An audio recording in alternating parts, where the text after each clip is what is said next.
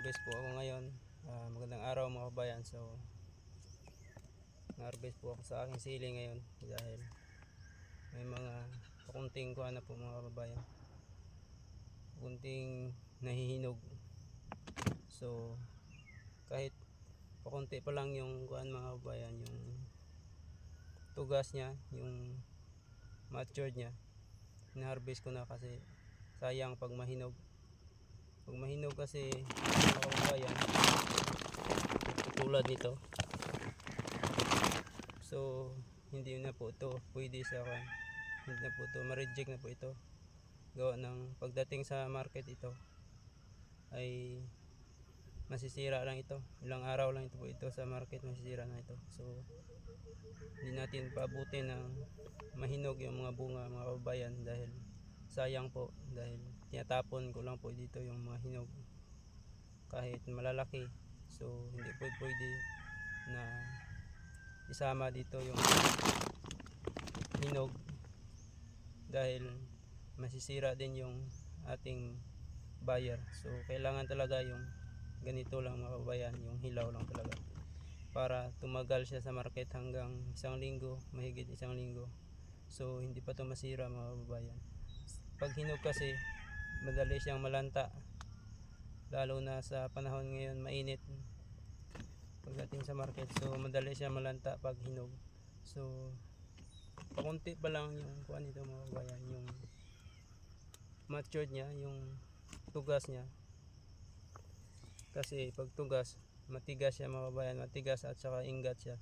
So pakunti pa lang yung kuan nito, matured na bunga nito. So sinusunod ko na sa pag-harvest dahil kailangan talaga ng harvestin ito dahil once a week lang po ako nag-harvest. So minsan pag hindi ito mapitas, hindi ito ma-harvest, hindi mabutan ito ng isang linggo, mahinog na siya.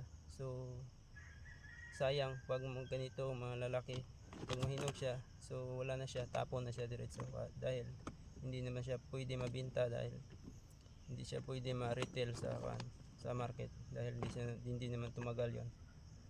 So ganito yung ginawa ko mga kabayan. So unang harvest ko po ito ngayon sa pangatlong bunga ng aking sili. Unang harvest ko po ito ngayon. So isang linggo, isang beses lang po ako nag-harvest dahil pakunti pa naman yung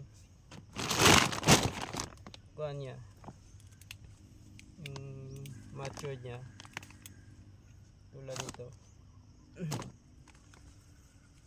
So nasa baba pa yung matured, yung mga matugas na bunga niya.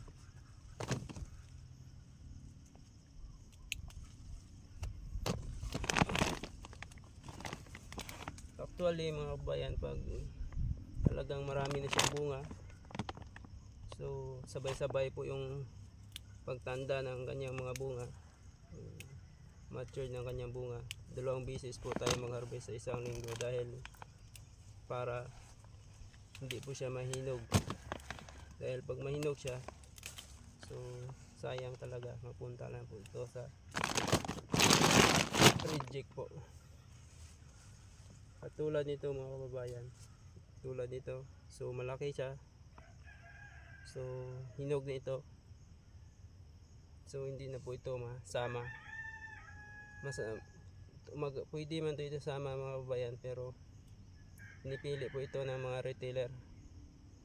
Yung ganito talagang hindi nila binibili kasi gusto nila tumagal sa market.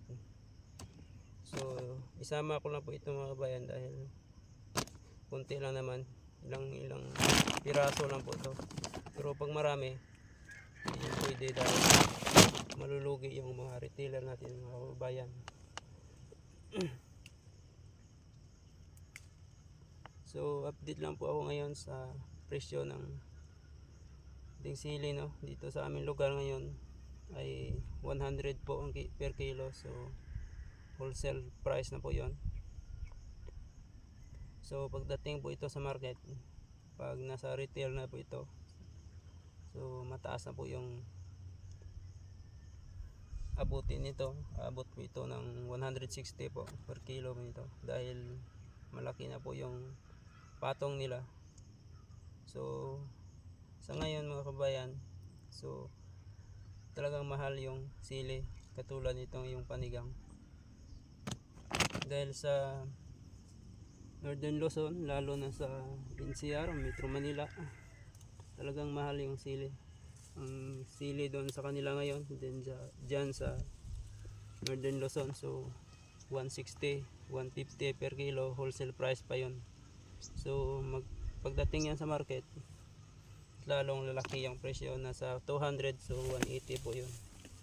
So dahil mababa yung demand ngayon sa sili, dahil sa nakaraang bagyo, maraming bagyo na maraming malalakas na bagyo na dumaan, so yun ang pasira po sa aming mga tanim. So buti na lang yung aking sili na ito ay naka-recover po siya sa bagyo. Kasi mga kabayan, pag hindi dumaan yung malalakas na bagyo, sigurado yung sili ng Quezon Province, Bicol Region, so dito talaga babagsak sa amin. Kasi pag maraming sili diyan na area, Siriyaya, pag maraming sili diyan, maraming produkto diyan, dito talaga yan pupunta, dahil mataas yung presyo dito. Pag bumagsak sa Metro Manila, tumaas yung presyo dito pupunta yung mga trader or mga biyahero natin na taga Northern Luzon. So ngayon mga kabayan, pasalamat tayo dahil walang masyadong produkto nang galing diyan sa part na yan, sa mga lugar na yan, kaya may presyo po yung mga gulay dito sa amin ngayon. Mas lalo dyan sa Metro Manila, mas mahal doon sa Metro Manila ngayon dahil daming nasisira na pananim. So ito yung pala yung sitaw ko mga kabayan, dito sa tabi ng aking sili. Ito po yung sitaw na aking update noon nung nakaraang araw, dahil ito yung sitaw ko na maliit lang na tanim ko, dahil sayang po yung area, so tinaniman ko na yung sitaw.